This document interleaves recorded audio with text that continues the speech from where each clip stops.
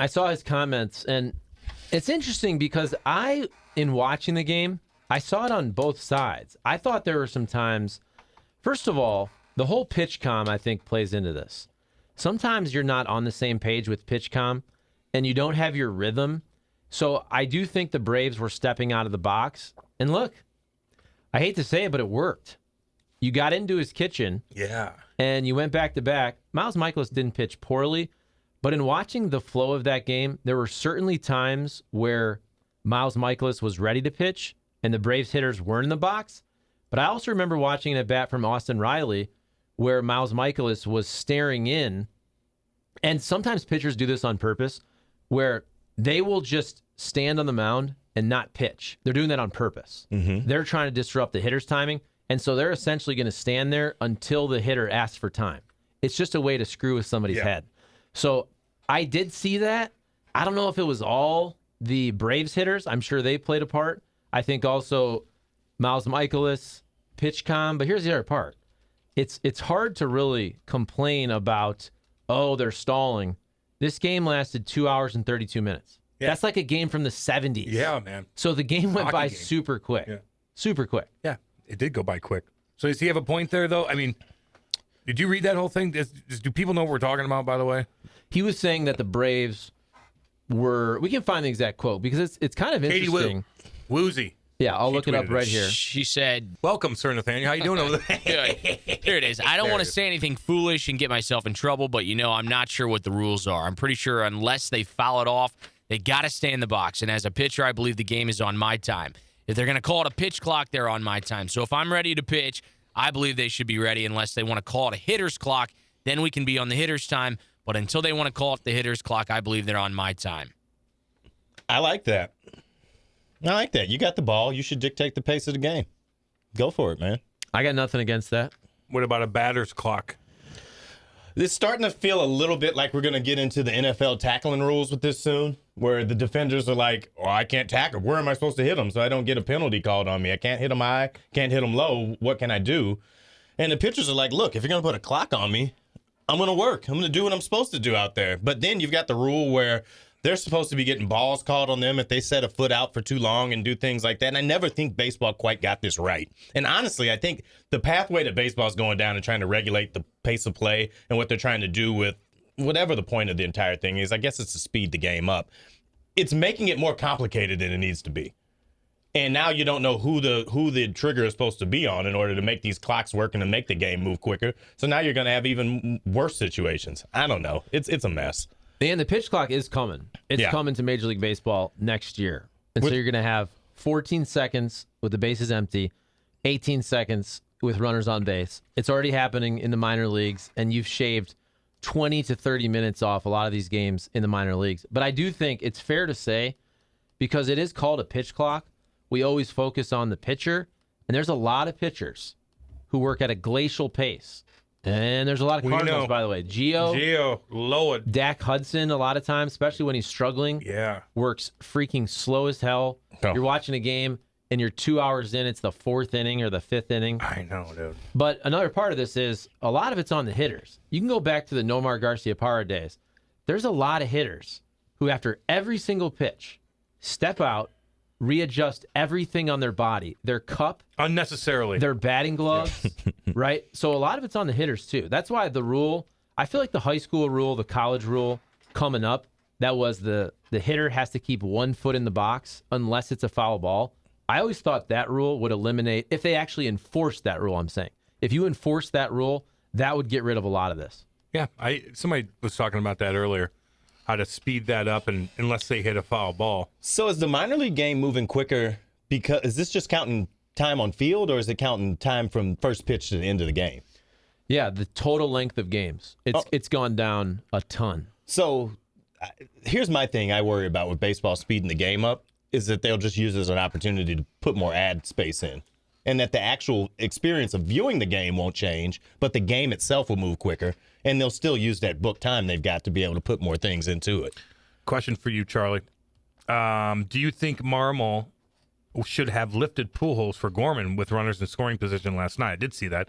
Pujols was raking at the time. I believe he should have left Pujols in. Pujols got a double, and I hate watching him run because it looks so damn painful. I enjoy watching him run. You do? It makes you look like you're better makes us athlete. feel Yeah, it makes better me about feel ourselves. better about me running at this Dude, point. it's painful to watch him. But that's a good question Gio asked, Charlie. What do you think?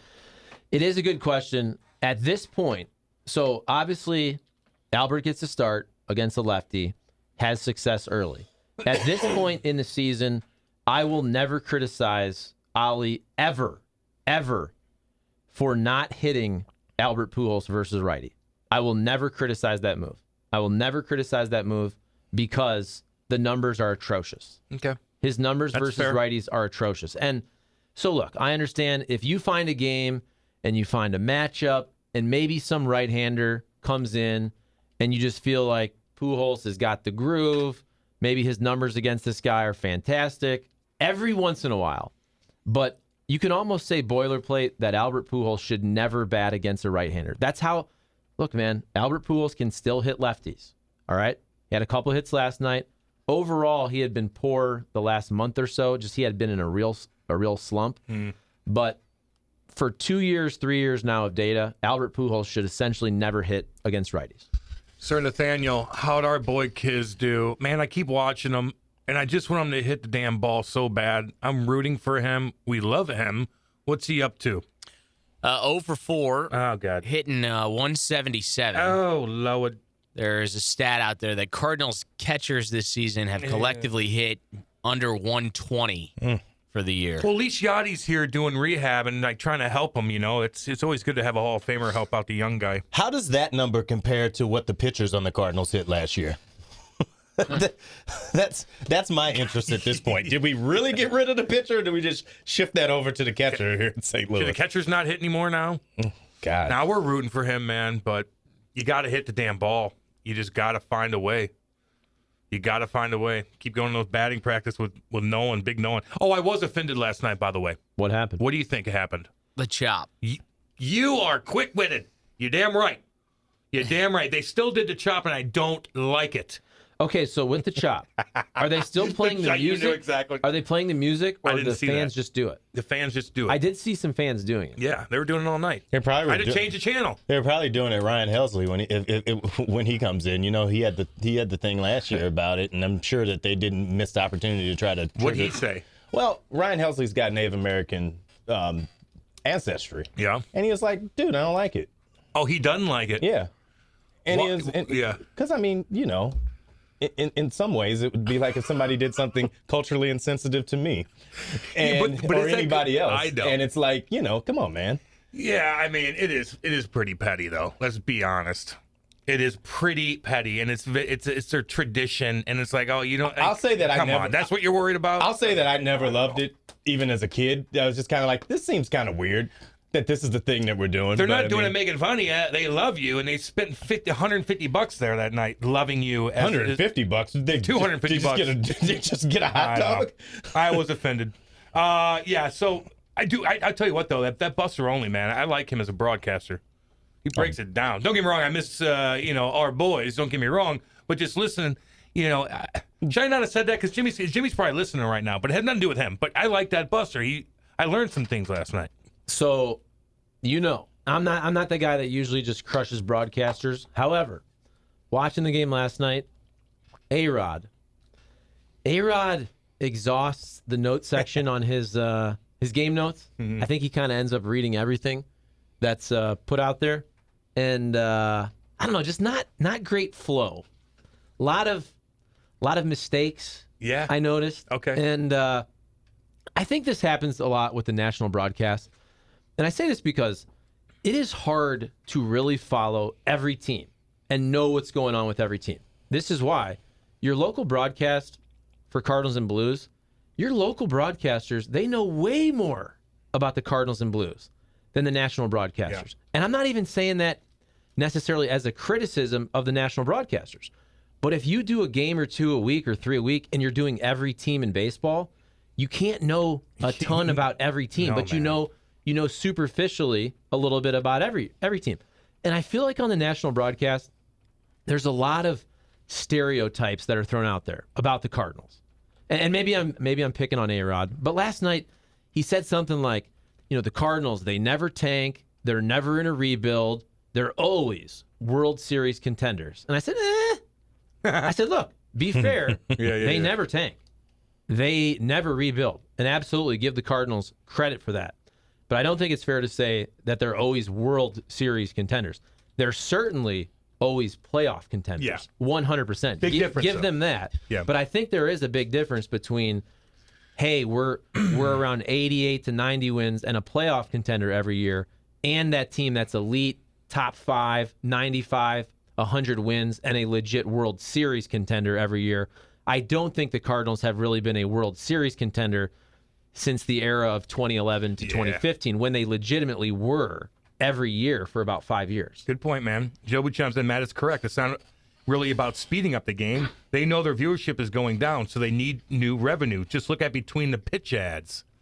Mo needs to go. That rhymed. He had all three. He had all the opportunity to legitimately improve this pitching, and his acquisitions this offseason have been a minus 3.5 WAR. Gio Fallon, Hot Take Central, baby. MLB confuses me sometimes. They want to speed the games up via the pitch clock, yet they are taking the shift away to add more offense, which will extend the game time. My opinion, leave the game alone. And that's me speaking to Manfred. Gio chimes in. And then... So I think it's a balance between those two things, though, right? So they're trying to make the game move faster, but they want more action in the game. The problem baseball has is that it has by far the least amount of actual gameplay action that it's ever had.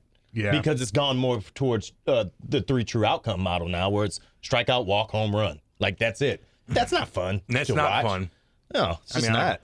Sharon chimed in. She goes, they were playing the music with the chop. Not sure which started first, though, the fans or the music. I don't like it either, Cam. Teams have changed their names, and this crap continues. Sharon, I was being facetious. It doesn't bother me. Nothing bothers me. I'm not sensitive to anything, but I get maybe some. But I do feel like that's like it's kind of. You don't have to backtrack. I ain't What is backtracking, this, some Sharon. low-T, non-manhood? I know. I don't really mean to offend that's why I anybody. read that. No, that's why I read that. Sharon thought I was being serious when I said it offended me. Nothing offends me. Good. Unless you make fun of my precious little kitty cat or my precious little puppies. That's it. Anyway, in my opinion, hard to get over the A-Rod trying to continuously polish his image nationally when he was such a dirty player and teammate. Oh. Now, dirty or player. just a guy that nobody liked. Are we talking about his blood test or about how he played? Definitely his urine tests were usually dirty. And I think clearly Damn dirty urine. the fact that he was suspended, and also even at the end, remember he's suing the Yankees Oh, yeah. and he sits out a year. The other thing is Came back. A-Rod also, he wasn't that cool for being a dude who should have been cool. And I say that okay. because he's a good-looking dude who was an awesome baseball player. Yet, if you think about the two images that come to mind for me, for A-Rod on the field, it's not hitting bombs, it's not unbelievable plays. It should be. It's two things. It's Jason Varitek, basically with that push punch to the face. Remember that? Red Sox, Yankees. No, I want to. Jason Varitek, the catcher, basically like, get out of here, dude. And he Okay. almost kind of, it was like a push punch. He muffed him. He basically, he put him in his place. And he was like, no, dude, just go away. I'm going to basically physically manhandle you. Yeah. And the other one was when a runner was rounding third, okay? A-Rod was rounding third on a pop-up. And he did the Little League play of he tried to yell. You remember this? Oh, he's like, oh. He tried to disrupt the third baseman from catching the ball, and that is really Bush League. Yeah. And That's so like for major league stuff. right, for a dude who's Hall of Fame, you could make the case that A-Rod was the most talented baseball player of the last generation. And what I remember is him basically being a little bitch, to be honest with you, on the baseball field. Yeah. Yeah, okay. I see what you're saying. Those little things like that kind of That's what stands out, though. Yeah. No, What I know. stands out to you of A-Rod on the field? That's the first two things I think of. Yeah. It's like when you think of Kadri or something, you're always going to think of something dirty, unless he wins 3 more Stanley Cups. So now getting back though to the whole pace of play, I don't think it's about necessarily, okay, we got to get the game to 230. We got to get the game to 240. As Maddie said, it's more about action. It's about less of the 3 true outcomes.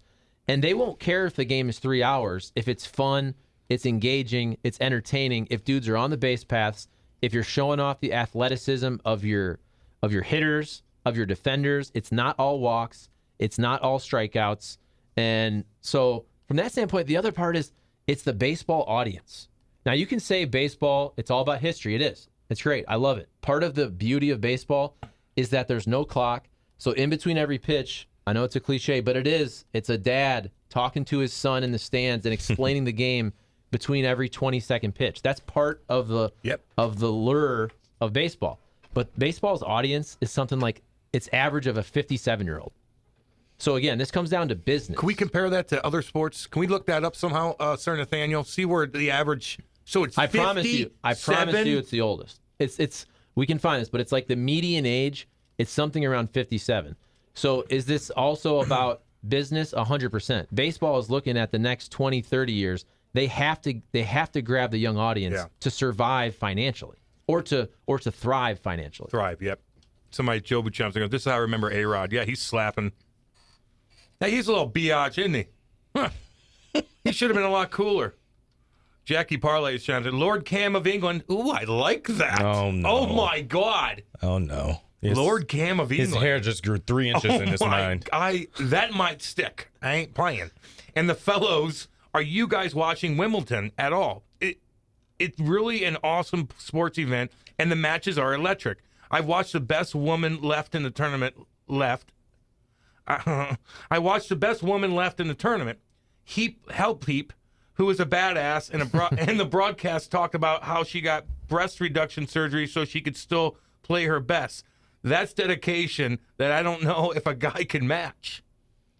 Interesting. Wow. I really struggled with that because I kept thinking about the Lord Cam of England, and I love that. Yeah, he took you out of that one early. Oh, my God. So she did. That is, I don't know. All right, here we go. Can we see a picture? So this is an article from November 2021. So pretty recent. And it says, according to a 2017 data poll, the average age of an MLB fan is 57. So this is up from 2005 when the average age was 52. Wow. So in the last 17 years, it's getting worse for baseball in terms of not capturing the younger audience. The average ages of NBA, NHL, and NFL fans are, respectively, so 42 for the NBA, 49 for the NHL, and 51 for the NFL. Oh, wow. Okay. So the NBA is the youngest. Yeah. Oh, yeah, by far. I would think the NFL, I just feel like the NFL is so popular across the board. It just is. It's probably why it's higher, though, because Exactly. it balances out because more people are watching it. And the other thing that's happening is that you're losing some extremes in the game, too. Like, I mean, as far as African-American viewership and looking at other people that care about watching the sports, baseball's plummeting. Oh, really? Oh, my God, yeah. Your buddies like baseball? Older I was ones. going to say they like football. Some of the older ones do, but I mean, some people don't feel reflected in the game. Like, you don't want to watch a game and not see. I think that's why I don't give hockey a chance, because they don't think they're going to look in a game and see themselves reflected back in it. I get that. And I know that happens with the NBA, whether people want to admit it or not. I look at the NBA and I can't do any of that And stuff. it's like people want to watch a sport where they feel like they're reflected back in it too. I get and it. that's why football wins, because everybody's out there. They didn't like Reaver smashing cats. Well, Not they don't even get a chance to see it unless I'm like, hey, we're gonna go down to the rink. And then every time somebody goes down and watches a hockey game live, they come away liking hockey. Reaver, man, like he's got to be fun to watch out there. Well, like, hockey needs to start smashing letting dudes guys up. They need to start letting guys bag folks up again. Then that'll get everybody back in. I know. But that's why that Tony X guy, it was so true. In a way, I know it's very stereotypical, but his tweet that went viral back in the day, he was like, "White people, you've been hiding hockey from me for years. This bleep is lit." And it's just funny because here's a dude who never watched hockey. He's like, "This is awesome." And he blew up, dude. And now he's like breaking the games down. He's like calling trades. He's like, got deals with gambling sites. Yeah. It makes me think about the Chance the Rapper skit on SNL when he was the black hockey announcer. He's like, Let's do that it's hockey. cold. Yeah. Yep. I remember that. Oh, dang, Jackie, what's up? These tennis honeys are just something else. They're amazing to watch. Oh, he's all into it. Look, man, Tennis honeys. I ain't gonna What lie up? to you. Like, you know how I am. I'm pretty honest about what I like. Like, I can't get into it. I could watch women's golf, but with tennis, I'm just like, Really? You can watch women's golf? No, I lied. Over tennis? No, I lied I was again. going to say, you don't really strike me as a women's golf type. Maybe that Paige Sporadic, the most beautiful woman on the earth besides my wife. She'd be fun to watch, but Does she you're actually right. play golf, or does she I just don't kind of dress up know. She did as something golf? over the weekend. I didn't even click on it, but something with hot dogs or something. I don't stay away from that. Wait. That's a turn off. That's going to get in your algorithm. That's gonna It's going turn to on- create some interesting algorithm choices. It's like, why are you doing that? You don't do that. You had to pull up an incognito window for that one. I just can't get into. I can't get into a lot of things, man. I struggle with getting into, baseball at times. I can't get into Wimbledon. I only bring this up because, I never watch ESPN. I really never watch anything besides Bally Sports Midwest on cable TV. Now that you've gotten it back, I mean, get your money's worth. Right. But I don't really watch any other shows, though. Everything's streaming. So because the game was on ESPN last night, I just keep the TV on. So I kind of fell asleep to SportsCenter. And apparently with Wimbledon, this Nick Kyrgios, this Australian dude, he's like the bad boy of tennis.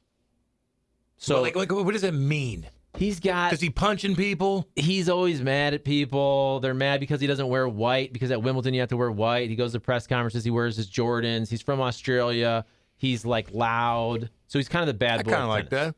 Women are complaining about that too, aren't they? The white stuff, like the white, they have to wear white. But that's just the tradition. Yeah.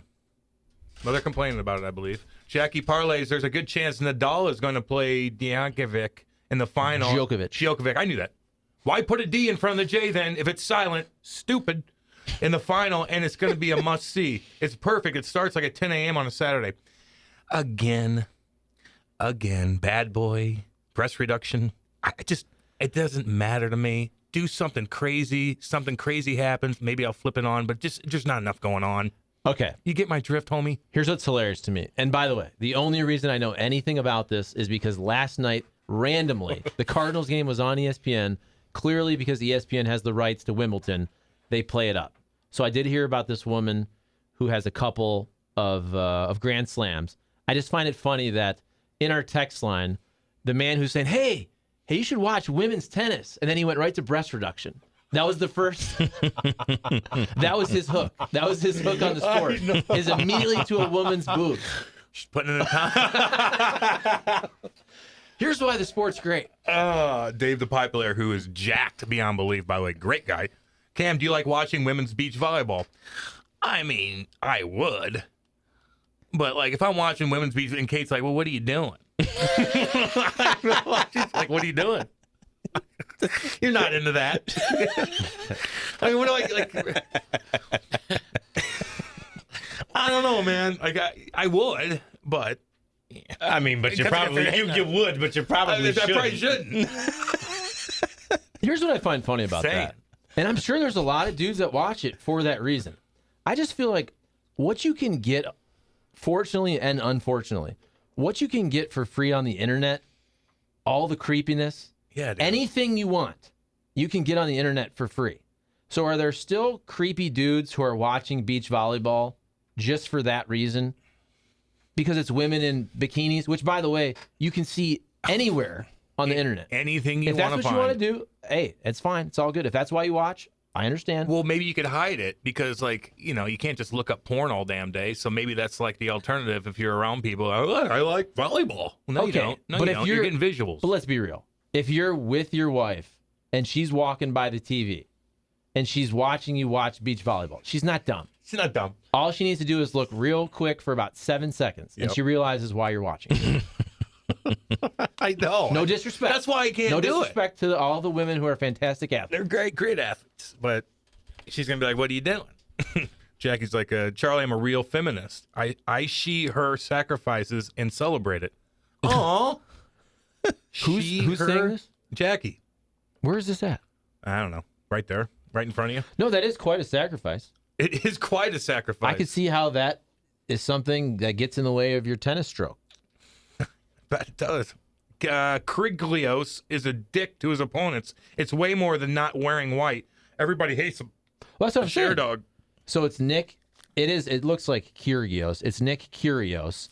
That's what I'm saying. I'm not a tennis expert. All I know is I've heard of this dude over the years, and he's the bad boy. Clip that, please. He's always pissing everybody off. He's always pissing off the crowds. McEnroe? He's always pissing off his opponent. I think he tried to hit a ball at Nadal once. tried to intentionally hit him back in the day?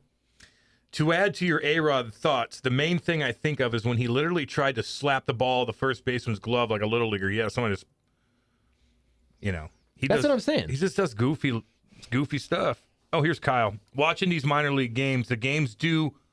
See, he always messes up too, texting in, and it kind of confuses me. Watching these minor league games, the games do have a faster pace, but it doesn't feel like it's noticeable or forced. It is annoying when an automatic ball or strike is called if the pitcher for a hitter violate the clock and the result is a walk or a strikeout. Does that make sense? Did I read that okay? Mm-hmm. Okay. Yeah, what he's talking about is that if a player steps out of the box in the minor leagues, the umpire will sometimes, if it's even a called third strike, he'll ring him up or call it a strike. And so then that creates a little, like the game goes on longer now because the player's pissed and he's going to get in the umpire's face. Okay. Cool. I'm glad you got that out of that text. I just butchered things so damn bad. I'm sorry, homie. No, that's my bad, Kyle. No, that's my bad. Okay. Let's go to a break. Let's regroup. Let's get organized. We got some more stuff. Hey, by the way, real quick. Wait a minute. Real quick.